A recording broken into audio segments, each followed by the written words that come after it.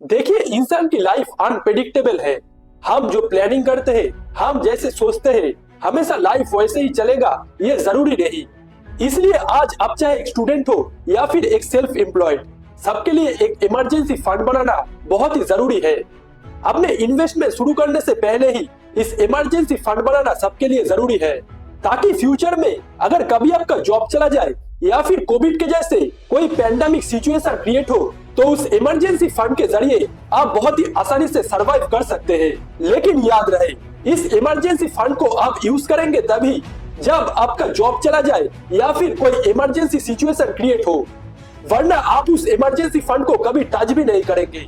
लेकिन बहुत लोग ये सोचते हैं कि इमरजेंसी फंड का क्या ही जरूरत है, हम सीधे इन्वेस्टमेंट करते हैं, उससे हमारा पैसा भी बनेगा और अच्छा रिटर्न भी मिलेगा।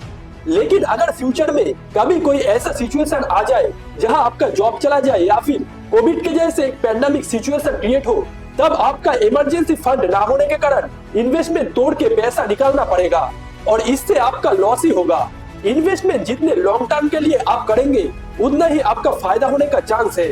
और मेरा मानना है कि इन्वेस्टमेंट हमेशा लॉन्ग टर्म के लिए होना चाहिए। कम से कम 10 से 20 साल के लिए तो इन्वेस्टमेंट करना ही चाहिए।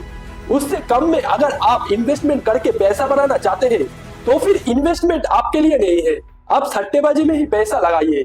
लेकिन अब बात ये आता है कि इमरजेंसी फंड कितना होना चाहिए। देखिए, इमरजेंसी फंड आपके खर्चे के मुताबिक होना चाहिए। अगर आपके मंथली एक्सपेंसेस 10,000 रुपए है, तो फिर अगले 6 महीने के लिए यानी कि 60,000 रुपए आपके इमरजेंसी फंड में होना ही चाहिए।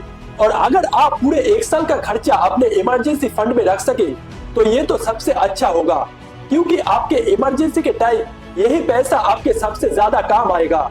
इसी कारण से सबके लिए एक इमरजेंसी फंड बनाना बहुत ही जरूरी है।